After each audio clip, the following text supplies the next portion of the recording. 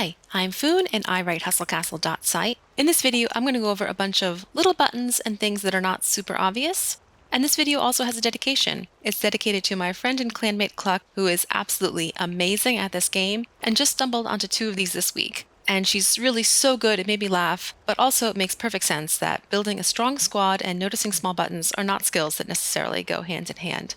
Not to mention, it's a nice, easy video. Even though researching and going really deep on a topic are my favorite videos to make, I don't want to do that this week. I want to grind the game and get those runes. Speaking of which, we are past the halfway point on the Galactic Hustle. We know it takes 250 to 300 collections to get all the runes, regardless of how many you are missing at the start. So now's a good time to look at how many collections you have so far and to know if you are on track to finish. But first things first, new week, new diamond giveaway. Last week I was accepted into the creator support program and held my first diamond giveaway. This week we'll do the same thing. Please leave a comment on this video and include your game ID number for a chance to win one of 5 sets of 250 diamonds. Do this by Thursday evening because Friday morning I will send them to the community manager and the winner should get the diamonds the same day. Diamond giveaways are, of course, sponsored by the official Hustle Castle community. Now, next week, besides finishing the event, here in Italy is the Festa della Repubblica, and like any Roman girl with means, I'm leaving the city for the mountains and won't be making a video. So instead, I'll write something new on hustlecastle.site. So next week, check there in the news blog section for the diamond giveaway. I'll also put a link in the description of this video. Okay, let's get started. Let's start with a new one. These new daily rewards, you can see the table of all of them in your profile. This button here up at the top. While we're in the profile, curious how long someone has been playing the game? The Cow King trophy is from really early in the storyline. Normally people get this in the first day or 2 playing, so that's how you can see how long someone else or even yourself has been playing HC. Maybe it feels like 10 years, but Hustle Castle has only been around since October 31st, 2017. Now pets. Pets are cheaper if you buy them as a gift than if you buy them just for yourself. So if you want a pet and have a friend who also wants a pet, it makes sense to buy them for each other, and as a bonus you get to leave each other a little message that will always be here in the profile. But gift pets, you can only get these that I have.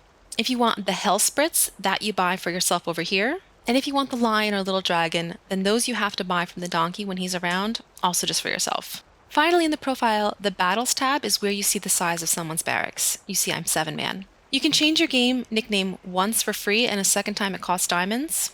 And not to be super basic, but this number here is your historical power. If you're really confused by the idea of historical power, mention that in a comment. I'll probably make a video on it eventually, but if there's a lot of interest, I'll make it more of a priority. Let's move over to the chat. Global chat has been turned off since right around when the war in Ukraine started. I don't know exactly what the incident was, or if there even was one particular incident, but honestly, I don't miss it at all. I'm a reasonably vulgar person, but global chat was too raunchy even for me. You get more chat tabs for Arena, Dungeon, and Expedition, and they're all straightforward. The best and most interesting in terms of features is the clan chat. Message of the day, that's obvious, I'll close it. We use ours for announcements sometimes, but mostly for distributing the Clan War Season Chest. This settings gear here, you can turn off notifications for messages in the war chat. I actually turn this on and off a lot. I like chatting with other clans in war, so if I'm in the conversation I want it on, but sometimes 2 clans are chatting pretty heavily and I'm not particularly interested, so I might turn it off so I stop getting that little red number and thinking it's a message in my clan chat. The tournaments is the messages in clan chat when anyone in the clan places top 3 in a tournament. I think this is fun in a smaller clan to see who's active and give a little congrats to each other, but in a really active clan, it just clutters the chat too much. I think virtually everyone in my clan has it turned off. Now this little eye opens the list of clan members. This is my favorite way to open this. You can also get here from the clan hall room in your castle as well as from the clan territory. And here we have a new feature to see who is online. Unfortunately, they made this opt-in, so you have to hit this little gear and enable this feature.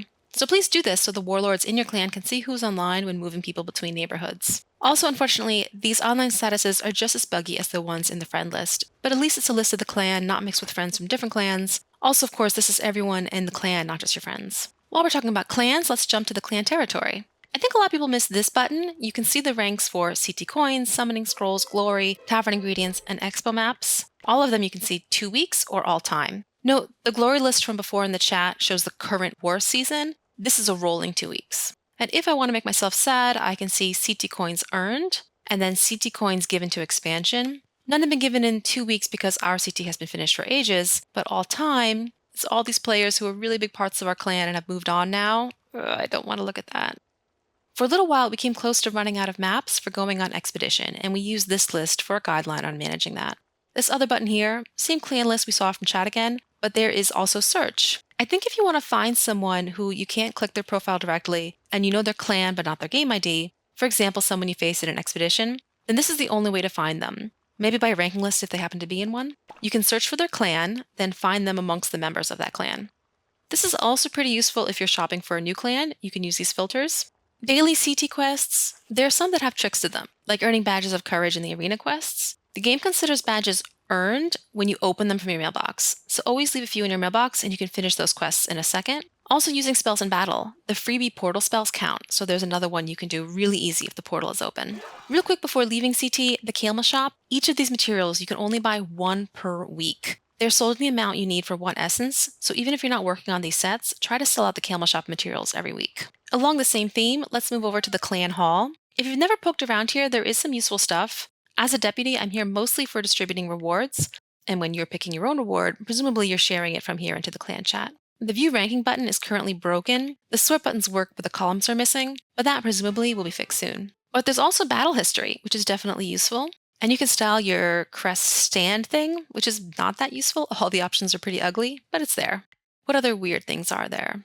Okay, settings. Here you can turn off the music or sound. I go no music because it's a loop and that's obnoxious, but I keep the sound on. Normally my phone is on silent anyway, but the sounds that the people can make are fun. And of course, this is where you contact support or connect to your account. You really should save your account one way or another. Let's poke some of my dwellers and see what noises they make. Next, stalking people. You can just visit the castle of any of the top players and see what gear they're using. Like here in the arena rankings, actually looking at a bunch of these and seeing what they're all doing the same is probably the best way to stay on top of what's currently best in game. And same for just the top players by power. We can just stalk their castle. In has double cultist and Dragon's Eye on his Dragonborn, and that is in fact what's in vogue in 8-man arena since pretty recently. How many are just copying each other? I have no idea. But In was camping on my lands for the past few days, so I saw and asked the 8-man players I know, and they confirm it's the current trend. Let's look at the very next button, Battle History. Lighthouse battles were recently added here. I will sometimes go back and watch a battle here or share it with my clan if there was something interesting about it, but mostly I'm here for revenge. I come here once a day and take revenge on everyone who's raided me and make sure that I lose. And this lowers my trophies and costs me 0 apples. The famous tip that I think no matter how early we learn we wish we knew sooner is that you don't have to watch your dungeon battles if you're not leading. I'm going to play a screen capture of this because obviously I don't have a dungeon partner right now while I'm making a video, but basically if you're not leading, then you don't have to watch the battles. You don't have to hit that big battle button, you can just close the deployment screen and then do something else while the leader watches the battle. Most top clans favor mage runs in the dungeon. There are a few varieties, but mine is 3 mages and an archer. No Incinerator because she kills her allies when against the Red Oculus boss or in the Mirror Shadow battles, and no insta-kill since most bosses kill mages who use insta-kill. This setup in the dungeon is just really easy. You run through without having to think about strategy, and it even works really well carrying someone much weaker through the dungeon. I keep my usual 3 mages, 1 archer, and 4 workers set up, and they come quote-unquote normal. And typically my mages can keep a weaker player alive. I do have a good tip for event ads. I did a whole video on this one, but it's worth a quick mention here. If you have 2 devices, you can watch a whole day's worth of event ads in one sitting. You still have to watch the ads, but at least you can get it all over with at once. Basically, you hit view for the ad on the first phone, then once the ad starts playing, you load the game on the second phone. The cards show up on the second phone and reset the counter to 2 hours on the second phone. Then load the game back up again on the first phone and repeat. Always hit view on phone 1, always have the cards pop up on phone 2. And I do have a new trick. If the cards don't pop up on the second phone, you can hit the X on the ad, which again is always playing on phone 1, but then really quick force quit the game on phone 1. This is working for me 100% of the time since I discovered it. It's a little delicate. You gotta force quit the game on the first phone fast, but better than what I used to do, which was close both and start over without any reward for the ad I just watched.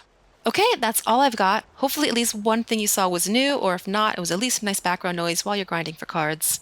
Again, leave a comment on this video to enter this week's diamond giveaway, and next week, check hustlecastle.site for next week's giveaway. Good luck getting those runes, and have a nice holiday weekend if you have one. See you next time.